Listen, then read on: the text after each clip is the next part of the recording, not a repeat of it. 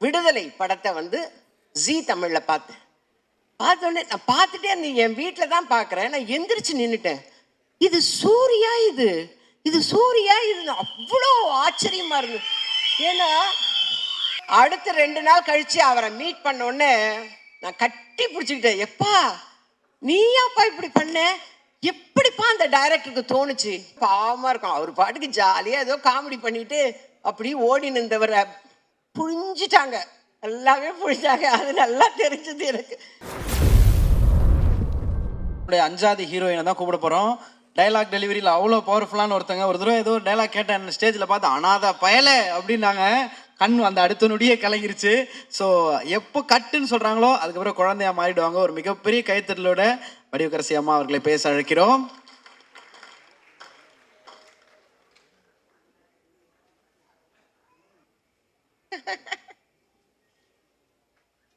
திட்டுறாரு தம்பி, ரொம்ப லேட்டாக வந்துட்டீங்கன்னு. அனைவருக்கும் வணக்கம். கருடன் இசை வெளியீட்டு விழாவுக்கு வந்திருக்கும் அனைத்து நல்ல உள்ளங்களுக்கும் என் அன்பார்ந்த வணக்கத்தையும் நன்றியும் தெரிவித்துக் கொள்கிறேன். இப்போ மேடையில் உட்கார்ந்துருக்கிறது அத்தனை பேரும் என் பிள்ளைங்க தான். அதுவும் என் ஃபேவரட் பிள்ளைங்க எல்லாருமே இருக்காங்க. இந்த விழாவில் என்ன கலந்துக்க அழைச்சதுக்காக ப்ரொடியூசர் சார் குமார் சாருக்கும் டைரக்டர் சாருக்கும் சூரி தம்பிக்கும் என்னுடைய நன்றியை தெரிவிச்சுக்கிறேன். கொஞ்சம் மிஸ் பண்ணியிருந்தானா என் பிள்ளைங்களெல்லாம் நேரில் பார்த்துருக்க முடியாது. விஜய் சேதுபதி, சிவகார்த்திகேயன், அவர் ஒருத்தர் தான் பேலன்ஸில் இருக்கார். சிவகார்த்திகேயன், அப்புறம் Samuthirakani sir, Sasikumar sir, Soori sir. அதை விட சூரி சாரை ஒரு நல்ல ஹீரோ அப்படின்னு நமக்கு கண்டுபிடிச்சி கொடுத்த இயக்குனர், அவருக்கு இந்த நேரத்தில் நான் வந்து நன்றியை தெரிவிச்சுக்கிறேன். சசிகுமார் சார் சொன்ன மாதிரி நான் நிறைய நேரம் பேசலை, ஏன்னா ரொம்ப லேட்டாக வந்துட்டேன். சசிகுமார் சார் சொன்ன மாதிரி நாளைக்கு ஷூட்டிங்னா நான் இன்றைக்கி தான் கன்ஃபார்ம் பண்ணேன். செப்டம்பர் 10 அன்னைக்கு மேனேஜர் சார் ஃபோன் பண்ணி என்னை கூப்பிட்றாரு. அப்பயே யோசித்தேன், ஏதோ ஒரு சப்ஸ்டியூட்டாக தான் இருக்கணும்.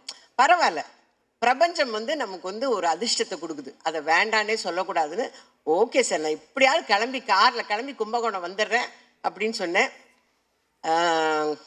2 மணி கால் ஷீட். செப்டம்பர் 11 அன்னைக்கு நான் போய் கோவிலில், நல்ல சகுனம் பாருங்கள், நான் கோவிலில் தான் வந்து இயக்குனரை மீட் பண்ணேன். நான் அவருக்கு முதல்ல எடுத்தோன்னே தேங்க்ஸ் தான் சொன்னேன். இந்த கேரக்டருக்கு என்னை செலக்ட் பண்ணதுக்காக ரொம்ப நன்றிங்க சார். ஏன்னா இப்போ இருக்கிற யங்ஸ்டர்ஸ் எல்லாம் எங்களுக்கெல்லாம் வாய்ப்பு கொடுக்குறாங்கன்னா அது மிகப்பெரிய அதிர்ஷ்டம் எங்களுக்கு. அதனால் நன்றி சார்ன்னு நான் ஃபஸ்ட்டு எடுத்தோன்னே அவருக்கு தேங்க்ஸ் சொன்னேன். அப்புறம் கதையெல்லாம் கேட்குற அளவுக்குலாம் கிடையாது, நம்ம சொன்ன கேரக்டர் இந்த மாதிரி நாங்கள் ஓகே, அவ்வளோதான். எனக்கு எதுவுமே தெரியாது. நான் வந்து கேரளாலேருந்து வந்திருக்கார்ல அந்த தம்பியோட அப்பதான், அவரோட ஃப்ரெண்டு சூரி சார், அவங்க 2 பேருக்கும் ஃப்ரெண்டு சசிகுமார் சார். எனக்கு அங்கே போனதுக்கப்புறம் தான் தெரியும் சசிகுமார் சார் இருக்காரா, ஹை அப்படின்னு இருந்தது. அதுக்கப்புறம் சமுத்திரக்கனி சார் வரார், ஆனால் காம்பினேஷன் இல்லைன்னு வச்சுக்கோங்க. நாங்கள் வேற ஒரு படத்தில் காம்பினேஷனில் நடிச்சிட்டோம். அப்படியா? இப்போ வந்து அப்போ தான் சொல்கிறாங்க சூரி சார் இந்த படத்தில் ஹீரோ. அப்படியா? எல்லாமே ஒரு ஆச்சரியக்குறியிலே நான் கேட்டுட்டு நடிக்க ஆரம்பித்தேன். அந்த படம் நடித்தேன்னு சொல்கிறத விட வேலை பார்த்தேன், அவ்வளோதான். அதில் டைரக்டரோட இன்ஸ்ட்ரக்ஷன் தான், ஒரு ஹேண்ட்பேக்கெல்லாம் மாட்டிக்கணும், வாட்ச் கட்டிக்கணும், இதெல்லாம் வந்து டைரக்டர் தான் வந்து ஃப்ரேம் பண்ணார். நான் அவர்கிட்ட சொல்லிட்டேன், நான் பிளாங்காக வந்திருக்கிறேன் சார், நீங்கள் என்ன சொல்கிறீங்களோ அதை செய்கிறேன் அப்படின்னு. வில்சன் சாரோட நான் ஏற்கனவே அவரோட ஃபஸ்ட்டு படம் சுந்தரபுருஷனில் நான் ஆக்ட் பண்ணியிருக்கேன். அவரோட படம் ரிலீஸ் அப்போ நாங்கள் எல்லாரும் பொள்ளாச்சியில் படம் பார்க்குறோம். ஒரு மேகம் ஷார்ட் போட்டதுக்கு அந்த தேட்டரே கிளாப் பண்ணியே அடங்கலை அந்த சாங்கில். ஞாபகம் இருக்கா சார்? ஓகே, நான் தான் சார் சொன்னேன். அந்த அவரோடைய மறுபடியும் நான் போய் நடிக்கிறேன். நான் அவரை பார்த்தோன்னே சொல்லிட்டேன், ஓகே நோ மேக்கப். அப்பா, அங்கே ஒரு பெரிய ரிலீஃப். ஏன்னா மேக்கப் போட விட மாட்டார், லிப்ஸ்டிக் கூட போட விட மாட்டார். அந்த அளவுக்கு ஒருத்தருமே போடக்கூடாது. ஹீரோயின் போட்டு வந்து உட்கார்ந்தது அப்பயே நான் நினச்சேன், இதை தொடக்க சொல்ல போகிறாருன்னு. அதே மாதிரி தான் நடந்தது. ஆனால் ஸ்க்ரீனில் பாருங்கள் அவ்வளோ அழகாக இருக்கும் எல்லாமே. இந்த படம் நடிச்சுக்கிட்டு இருக்கும் போது ஒரு நாள் நான் வந்து விடுதலை படத்தை வந்து ஜீ தமிழில் பார்த்தேன். பார்த்தோன்னே நான் பார்த்துட்டே இருந்தேன், என் வீட்டில் தான் பார்க்குறேன். நான் எந்திரிச்சு நின்றுட்டேன். இது சூர்யா, இது சூர்யா, இது அவ்வளோ ஆச்சரியமாக இருந்தது. ஏன்னா நான் அவர் கூட விரும்பன்லாம் பண்ணும்போது காமெடி தான், நிறைய படங்களும் பார்த்துருக்கேன். சூர்யா, இது சூரிய நம்ம தப்பா பார்க்குறோமோ அப்படின்னு சொல்லிட்டு கூட நான் கிட்ட போய் பார்க்குறேன். அவர் அந்த வாத்தியார் விஜய் சேதுபதியை பிடிச்சி கொடுக்கணுங்கிறதுக்காக இங்கேருந்து ஜம்ப் பண்ணுறாரு, அங்கேருந்து ஜம்ப் பண்ணுறாரு. எனக்கு ஆச்சரியமா போச்சு. அடுத்த 2 நாள் கழிச்சு அவரை மீட் பண்ண உடனே நான் கட்டி பிடிச்சிக்கிட்டேன். எப்பா நீயாப்பா இப்படி பண்ண, எப்படிப்பா அந்த டைரக்டருக்கு தோணுச்சு? நீங்கள் வந்து ஒரு நல்ல ஹீரோவை வர முடியும், ஒரு கதைக்கு மெயினான கேரக்டர் நீங்கள் பண்ண முடியும், எப்படிப்பா அந்த டைரக்டருக்கு தோணுச்சுன்னு நான் திரும்ப திரும்ப அதையே தான் கேட்டுட்டு இருந்தேன். நான் சொன்னேன், அவரை என்னைக்கு மீட் பண்ணாலும் நான் சொல்லுவேன், சார் உங்களுக்கு எப்படி சார் அவர் தான் இந்த கேரக்டருக்கு சூட் ஆவார்னு எப்படி சார் தோணுச்சு உங்களுக்கு அப்படின்னு நான் அவர்கிட்டே சொல்லிட்டு இருந்தேன். அதே மாதிரி நடிக்கும் போது ஒரு குடிக்கிற சீன் மாதிரி ஏதோ ஒன்று வச்சுருந்தார் சார். அதில் நடிச்சிட்டு இருக்கும்போது, சூரி சார் கொஞ்சம் காமெடி பண்ணால் கூட எனக்கு சூரி தெரிய வேணாம். ஏன் டைரக்டர் சூரி தெரிய வேணான்றாங்க? சூர்யா தானே தெரிவார், ஏன் வேணாங்கிறாரு? எனக்கு அதெல்லாம் புரியல. ஏன்னா நான் கதையே கேட்கல, நமக்கு சொல்லவும் இல்லை. டக்கு டக்குன்னு ஒன்று சொல்லுவார் டைரக்டர், சூரி தெரிய வேண்டாம், எனக்கு சொக்கந்தான் தெரியணும், சொக்கந்தான் தெரியணும், சூரி தெரிய வேணாம்மா. என்ன ஏன் அப்படிங்கிறதுக்கு காரணம் தெரியல. ஆனால் இப்போ இவங்க எல்லாம் பேசுனதை வச்சு இப்போ எனக்கு தெரியுது. அதே மாதிரி fight, night effect fight, morning எல்லாம் சீன் எடுத்து நிற்பாரு. அப்போ பாவமாக இருக்கும். அவர் பாட்டுக்கு ஜாலியாக ஏதோ காமெடி பண்ணிட்டு அப்படி ஓடி நின்றவரை புழிஞ்சிட்டாங்க, எல்லாமே புழிஞ்சாங்க. அது நல்லா தெரிஞ்சது எனக்கு, நல்லா புழிஞ்சு எடுத்துட்டாங்க.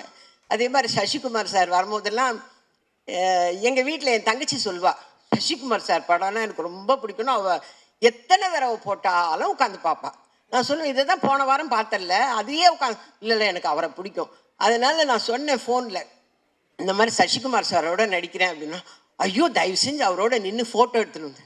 எனக்கு கூச்சமாக இருக்குது அவங்கக்கிட்ட போய் ஒரு ஃபோட்டோ எடுக்கணும் தம்பி, ஒரு ஃபோட்டோ எடுக்கணும் தம்பின்னு எப்படி நம்ம கேட்குறது அப்படின்னு.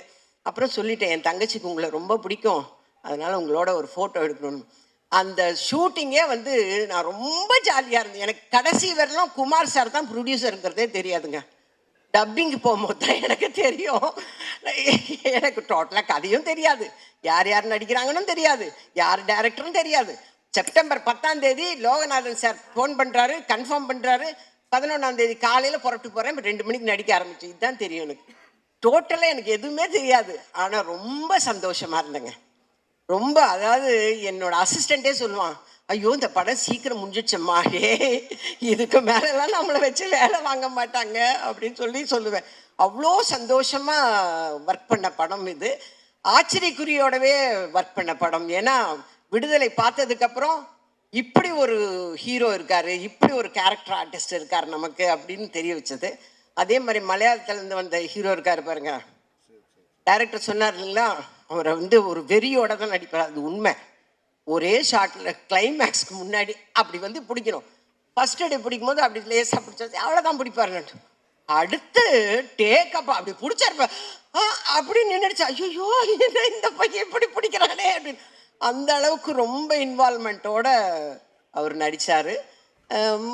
ஹீரோயின்ஸோடலாம் அவ்வளோ காம்பினேஷன் இல்லை, பட் எல்லாருமே ரொம்ப அழகான ஹீரோயின்ஸு. ஏன்னா எங்கள் வில்சன் சார் கைப்பட்டாவே அப்புறம் எப்படி இருக்கும் சார், அப்படி கொடுப்பீங்கன்னு சொல்லுவார்.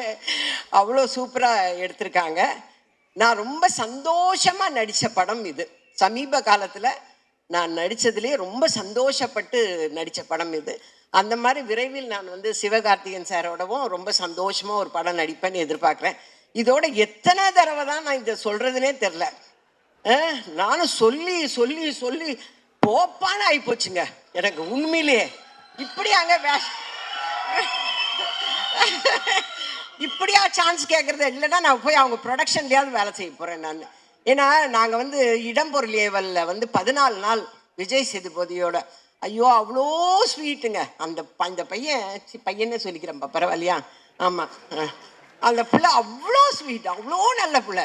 எல்லாருக்கும் சிக்கன் பிரியாணி வாங்கி கொடுத்தா எனக்கு மட்டும் மதுரையிலேருந்து மட்டன் பிரியாணி வாங்கி வர்றது. அதே மாதிரி தான் சூரி, அவங்க ஹோட்டல்லேருந்து கோலா உருண்டை அது இதை சாப்பிட்டுன்னு சந்தோஷமாக இல்லாமல் எப்படி இருப்பேன் பின்ன. அந்த ஷூட்டிங்கில் சந்தோஷமாக இருந்ததுக்கு முக்கால்வாசி காரணம் சூரி சார் தான். மதுரையிலேருந்து சாப்பாடு எடுத்து வந்து தேனியில் கொடுப்பாரு. அந்த அளவுக்கு ரொம்ப எல்லாருமே சந்தோஷமாக வேலை செஞ்சுருக்குறோம் ஒரு ப்ராஜெக்டில் அப்படின்னாவே அந்த அந்த ப்ராஜெக்ட் வந்து எங்களுடைய பிளஸ்ஸிங்ஸ், எங்களுடைய சந்தோஷங்கள் அந்த ப்ராஜெக்டை நிச்சயமாக ஒரு வெற்றி ப்ராஜெக்டாக கொண்டு வரும். அதை மேலும் வெற்றி ஆக்குறது உங்கள் கையிலலாம் இருக்குது. இந்த அருமையான சந்தர்ப்பத்தை கொடுத்த அனைத்து நல்ல உள்ளங்களுக்கும் என்னோட அன்பார்ந்த நன்றியும் வணக்கத்தையும் தெரிவிச்சுக்கிறேன். விஜய் கொஞ்சம் தான்ப்பா பேசுகிறேன். என்ன பண்ணாமல் ஒரே காலனியில் இருக்கிறோம், கொஞ்சம் ஹெல்ப் பண்ணுப்பா. தேங்க்யூம்மா.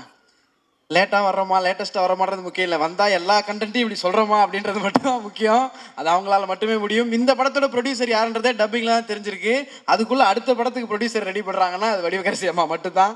தேங்க்யூ ஸோ மச் அம்மா. தொடர்ந்து நெக்ஸ்ட் யார் வர போகிறாங்க அப்படின்னு சொல்லிட்டு பார்த்தீங்கன்னா, எல்லா நடிகர்களுக்கும், இந்தியாவில் இருக்கிற அத்தனை நடிகர்களுக்கும் இவர் படத்தில் ஓகே இந்த